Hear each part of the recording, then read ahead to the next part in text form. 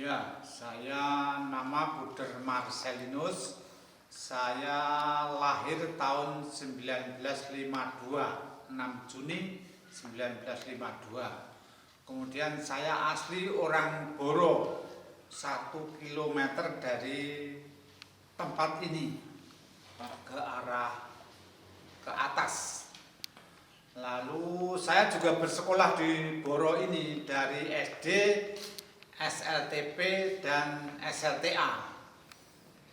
Saya SLTP-nya itu sekolah tenun ST dulu, zaman dulu sekolah teknik setingkat SMP.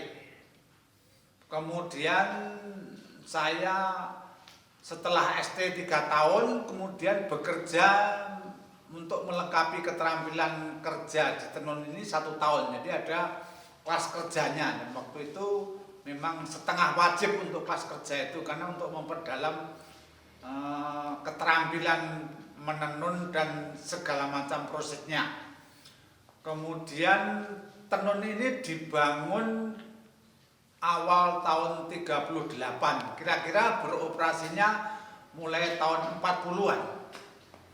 Kemudian hasil karyawannya dari sekitar Boro, jadi orang-orang Boro dulu dididik di sekolah ST itu, kemudian bekerja di tenun ini, dan ya dapat dikatakan perkembangannya tidak signifikan, tetapi jalan terus, ya artinya bisa mengalami pasang surut, tetapi sampai hari ini masih tetap bisa berjalan.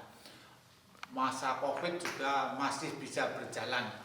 Kemudian hasil-hasil dari produk tenun ini adalah selimut, kemudian serbet, kemudian kain pel, kemudian baju. Sekarang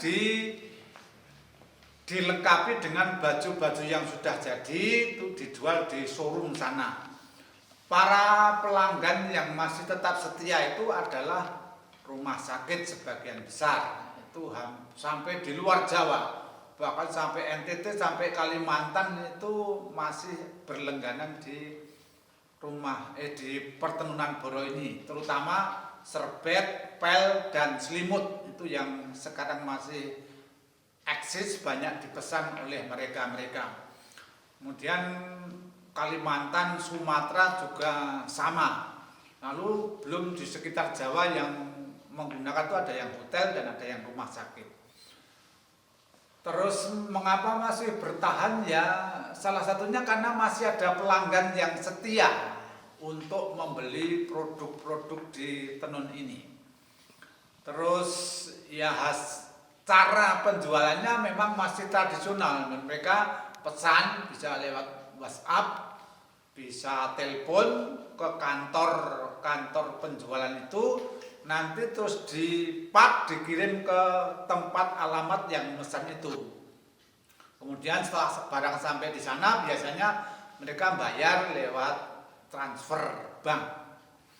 Dengan demikian ya, meskipun cara-cara tradisional atau cara lama itu sampai sekarang masih tetap dipakai. Kemudian yang penjualan online itu belum pernah mencoba, semua pakai pesan WA, telepon ke kantor, kemudian barang dikirim sampai di tempat, kemudian dibayar lewat bank. Sebentar.